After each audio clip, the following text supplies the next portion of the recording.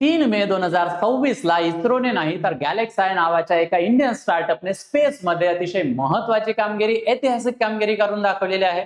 विचार करा की ढग, पाऊस किंवा अंधार या तिघांनाही न जुमानता एखादा सॅटेलाइट वरून पृथ्वीचं योग्य पद्धतीने निरीक्षण करत असेल तर त्याची जगात चर्चा होणारच आहे.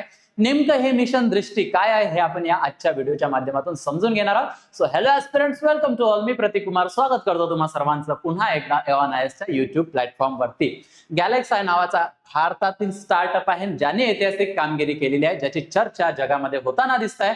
आपण जाणून घेणार आहोत, पण तत्पूर्वी तुम्ही जर राज्यसेवेसाठी तयारी करत असाल तर उत्तर लेखन झिरो टू हिरो हे पुस्तक तुमच्याकडे असणं अपेक्षित आहे. मार्केटमधून खरेदी करून घेऊ शकता. बघा, मिशन दृष्टी जे लॉन्च करण्यात आलेला आहे, जो सॅटेलाइट तो लॉन्च करण्यात आलेला आहे ऑप्टोसार नावाचा, याबद्दल भारताचे जे प्राईम मिनिस्टर आहे नरेंद्र मोदी यांनी सुद्धा काय केलेलं आहे, कॉंग्रॅच्युलेट केलेला आहे एक्स वर, आणि त्याला रिप्लाय केलेला आहे कोणी, एलॉन मस्कनी. आणि इथे कॉंग्रॅच्युलेशन आणि इंडियाचा फ्लॅग सुद्धा त्यांनी त्या ठिकाणी लावलेला आहे. सो अतिशय महत्वाचं हे मिशन आहे.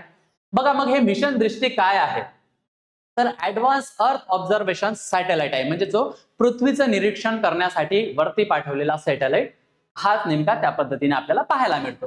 मग बेंगळूर आधारित एक गॅलेक्साय नावाचा स्टार्टअप आहे आणि त्यांनीच हे मिशन दृष्टी सॅटेलाइट यशस्वीपणे लॉन्च केलेलं आहे. मग हे मिशन लॉन्च कुठून केलेलं आहे, भारतामधून केलेलं आहे का तर नाही, हे कॅलिफोर्निया मधून केलेलं आहे, USA मधून. बरं, यामध्ये मग रॉकेट कोणतं वापरण्यात आलेलं आहे तर जे एलॉन मस्कची कंपनी आहे कुठली, स्पेसएक्स, आणि त्यांचं जे रॉकेट आहे फाल्कन 9 हे यामध्ये वापरण्यात आलेलं आहे. त्याद्वारे हा उपग्रह वरती सोडण्यात आलेला आहे. ठीक आहे. सो इथे आपल्याला प्रिलिम्स ओरिएंटेड क्वेश्चन आपण इथे एक्सपेक्ट करू शकतो. पुढे बघा, मग या मिशनची किंवा या सॅटेलाइटची, या दृष्टी मिशनची मुख्य वैशिष्ट्ये काय आहे तर हे जगातलं पहिलं ऑप्टोसार उपग्रह आहे. ऑप्टोसार म्हणजे काय की याच्यात तुम्हाला दोन वर्ड दिसत असेल, एक ऑप्टो आणि दुसरा सार. ऑप्टो म्हणजे इलेक्ट्रो ऑप्टिकल आणि दुसरा आहे की सिंथेटिक एपर्चर रडार.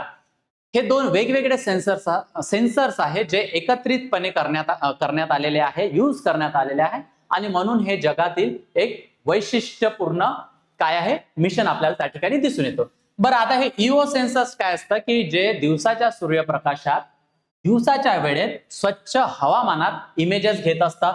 हे या पद्धतीने सेन्सर काम करतं. दुसरं जे SAR टेक्नॉलॉजी आहे किंवा ते तंत्रज्ञान जे आहे ते त्यामध्ये रडार यूज करतं. रडार सिग्नलच्या सहाय्याने कोणत्याही हवामानात किंवा दिवसा असू दे किंवा रात्री असू दे अशा पद्धतीने ते काम करतं, आणि म्हणून हे एक वैशिष्ट्यपूर्ण मिशन आपल्याला पाहायला मिळतं. ठीक आहे. आणि कोणत्याही वेळी प्रतिमा घेण्यास ते सक्षम असणार आहे. यामुळे आता काय होणार आहे की पृथ्वीसाठीचं जे निरीक्षण या सॅटेलाइटद्वारे करण्यात येणार आहे याची योग्य माहिती आपल्याला आता मिळणार आहे.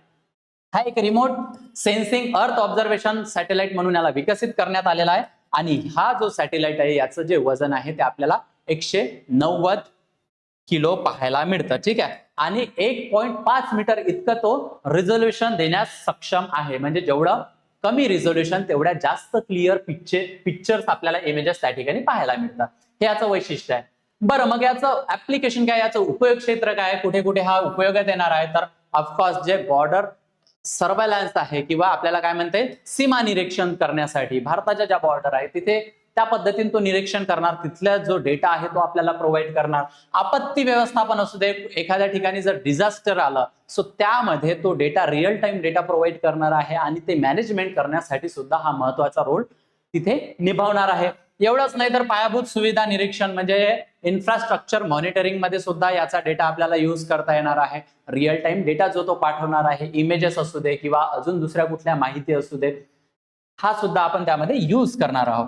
अजून महत्वाचं काय तर ऍग्रिकल्चर रिलेटेड, शेतीमध्ये कुठे कुठला पिकं आपल्याला दिसून येतं, कुठे पावसाचं प्रमाण जास्त झालेलं आहे शेतीमध्ये, कुठं वेगवेगळे क्रॉप्स आहेत, आणि या अनुषंगाने ऍग्रिकल्चर मध्ये जो डेटा आहे, रिअल टाइम डेटा आहे, तो सुद्धा आपल्याला प्रोव्हाइड करणार आहे. सो शेतीमध्ये सुद्धा त्याचा उपयोग होणार आहे. आणि आर्थिक व विमा मूल्यांकन म्हणजे एखाद्या ठिकाणी जर एखादं डिझास्टर आलं आणि तिथे जर काही प्रॉब्लेम झाला आणि इन्शुरन्स क्लेम केला, सो नेमकी तिथली परिस्थिती काय हे सुद्धा आपल्याला सॅटेलाइटच्या माध्यमातून माहित पडणार आहे. आणि अशा पद्धतीचे व्हेरियस ऍप्लिकेशन आपल्याला याचं उपयोग क्षेत्र त्या ठिकाणी दिसून येतो. सो या दृष्टिकोनातून हा सॅटेलाइट आपल्यासाठी खूप महत्वाचा आहे, परीक्षेच्या दृष्टिकोनातून सुद्धा.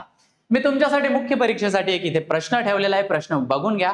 भारताच्या खासगी अंतराळ क्षेत्राच्या म्हणजे प्रायव्हेट स्पेस सेक्टरमध्ये या वाढीमध्ये मिशन दृष्टीचा जो आहे याच्या उपक्रमाची काय भूमिका आहे याचं उत्तर तुम्ही लिहून बघा आणि याचे काय डायमेन्शन्स तुम्हाला देता येईल हे सुद्धा तुम्हाला कमेंट सेक्शन मध्ये सांगायचे. सो आय होप की हा व्हिडिओ तुम्हाला समजला असेल. यामध्ये डिस्कस केलेला जो टॉपिक आहे तो तुमच्या लक्षात आलेला असेल आणि तुम्ही जर राज्यसेवा 2027 साठी तयारी करत असाल तर समर्पण नावाची बॅच आम्ही लॉन्च केलेली आहे जी एकदम माफक दरात 29,999 रुपयाला तुम्हाला अवेलेबल असणार आहे. लाईव्ह प्लस रेकॉर्डेड स्वरूपाची ही बॅच असणार आहे. प्रिलिम्स प्लस मेन्स कॉम्प्रिहेन्सिव्हली कव्हर केल्या गेल्या असणार आहे. सर्वात विशेष महत्वाचं म्हणजे लाईफ टाइम व्हॅलिडिटी या बॅचची असणार आहे. जोपर्यंत तुमचं सिलेक्शन नाही तोपर्यंत validity. Basic to advance NCERT coverage, answer writing practice, PYQ analysis, study notes, test series plus 1-to-1 mentorship सुद्धा अवेलेबल असणार आहे. तुम्हाला जर या बॅचची किंमत खूप जास्त वाटत असेल तर माझा कुपन कोड यूज करा प्रतीक सर म्हणून, योग्य ते डिस्काउंट देण्यात येईल. आणि एऑन आयएस ऍप्लिकेशन डाउनलोड करायला विसरू नका. ऍप स्टोअर, गुगल प्ले स्टोअरला अवेलेबल आहे, ज्यामध्ये हाय इल नोट्स, एनसीईआरटी आणि state books, current affairs, mind map, syllabus, quiz अजून इतर गोष्टी तुम्हाला त्यामध्ये मिळतील. तुम्हाला जर पीडीएफ स्वरूपातला नोट्स हव्या असतील तर हा QR कोड स्कॅन करा आणि एऑन आयएसच्या टेलिग्राम चॅनलला जॉईन करा. इतर माहितीसाठी मी तुम्हाला इथे संपर्क जोडतोय. तुमच्या जर काही क्वेरीज असतील, काही शंका असतील, निश्चित निसंकोचपणे कॉल करा.